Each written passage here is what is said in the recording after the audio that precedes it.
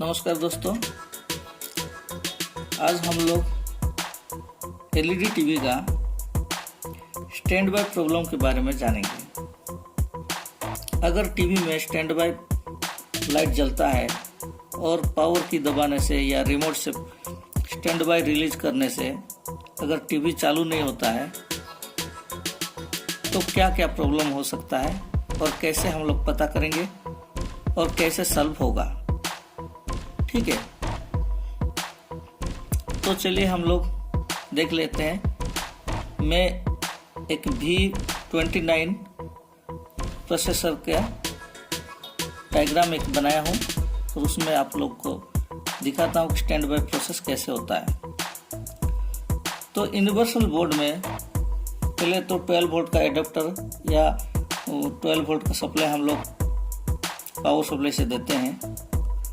तो रेगुलेटर के थ्रू से 5 वोल्ट पहले बनाता है। 5 वोल्ट बना के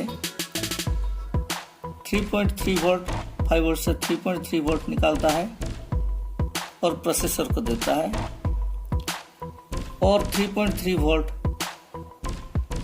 मेमोरी आईसी को भी 8 नंबर पिन पे देता है। फिर 3.3 वोल्ट रीसेट वोल्टेज भी आता है प्रोसेसर के लिए और 1.2 वोल्ट एक रेगुलेटर लगा के प्रोसेसर को 1.2 वोल्ट भी देता है। तो स्टैंड बाय में 3.3 वोल्ट और 1.2 वोल्ट प्रोसेसर में रहेगा और इप्रोम में 8 पिन में इप्रोम का 8 पिन में 3.3 वोल्ट रहेगा।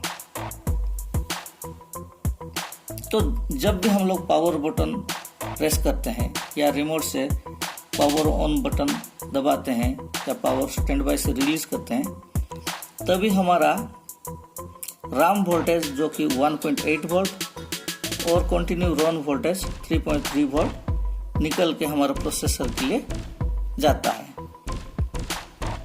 जब 3.3 वोल्ट और 1.2 वोल्ट स्टैंड बाय में रहता है उतने समय 1.8 वोल्ट और 3.3 वोल्ट नहीं रहता है जब तक कि हम लोग स्टैंड बाय से रिलीज नहीं करेंगे।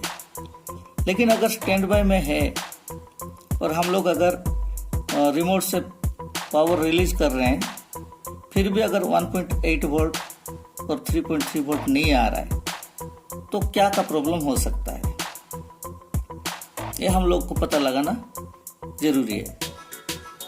तो इसमें स्विचिंग होके जब आता है, ये 1118 वाला आईसी है, 8 पिन का आईसी है।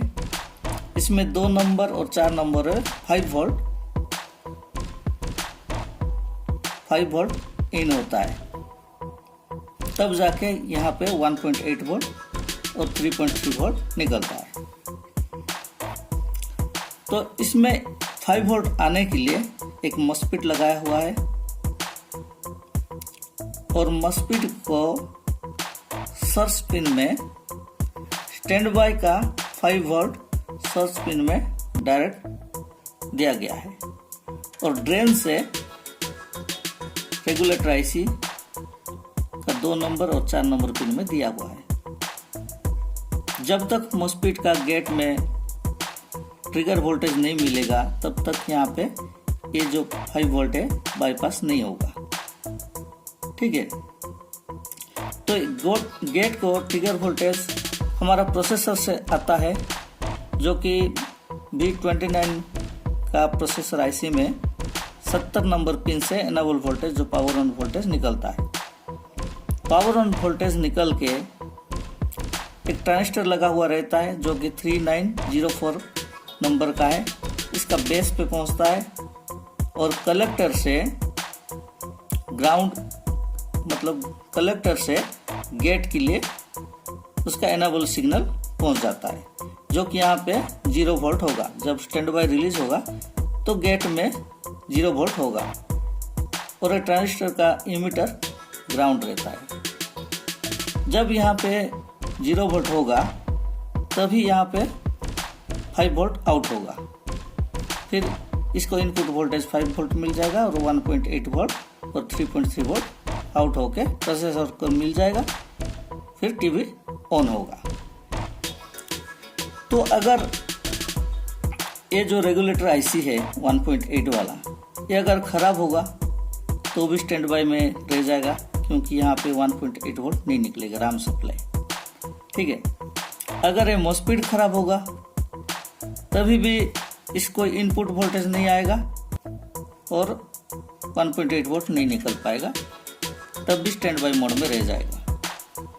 अगर ये ट्रांजिस्टर ख़राब होगा तब भी स्टैंड बाय में रह जाएगा। तो हम लोग को कैसे पता चलेगा कि आईसी खराब है या मॉसफेट खराब है या ट्रांजिस्टर खराब है, या फिर अगर प्रोसेसर से अगर एनेबल सप्लाई वोल्टेज अगर ट्रांजिस्टर में नहीं पहुंचेगा तो भी स्टार्टिंग नहीं होगा, टीवी स्टैंड बाय वोल्टेज में रह जाएगा स्टैंड बाय में। ठीक है,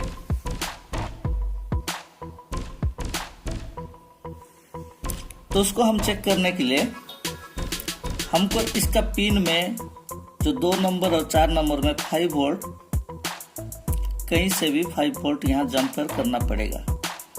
अगर हम लोग यहाँ पे जंपर कर लेते हैं तो यहाँ पे 1.8 वोल्ट और 3.3 वोल्ट निकल जाता है। उसके बाद रिमोट से ऑपरेटिंग करके पता चल जाएगा कि ये आईसी ठीक है या नहीं, ये भी पता चल जाएगा, और प्रोसेसर ठीक है कि नहीं, टीवी चालू हो रहा है कि नहीं, पता चल जाएगा। अगर ऐसा में चालू हो जा रहा है तो इसका मतलब आईसी भी ठीक है, इधर का जो मॉसफेट है और ट्रांजिस्टर है उसमें कुछ खराबी रहेगा।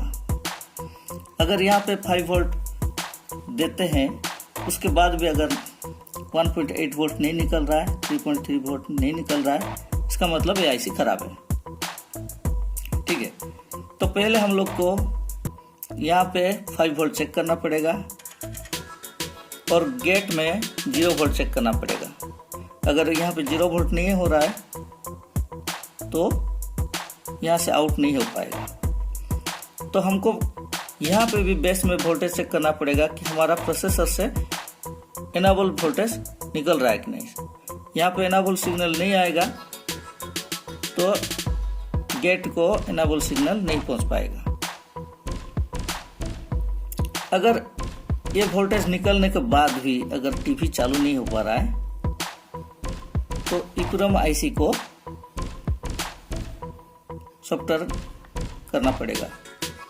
तो सॉफ्टवेयर अगर डाल देंगे अच्छा वाला सॉफ्टवेयर तब जाके टीवी चालू हो जाएगा। तो प्रोसेसर से ही backlight on voltage, panel on voltage, ये सब निकलता है, और पैनल डाटा भी जो कि RX 0-0 प्लस, और backlight on voltage 7 to 1 pin से निकलता है। ठीक है, तो आसानी से हम लोग स्टैंड बाय का प्रॉब्लम सॉल्व कर सकते हैं। तो आशा करता हूँ कि आप लोग को ठीक से समझ में आ गया होगा। तो मेरे वीडियो को सब्सक्राइब कीजिए, लाइक कीजिए और ज़्यादा से ज़्यादा शेयर कीजिए। Thank you.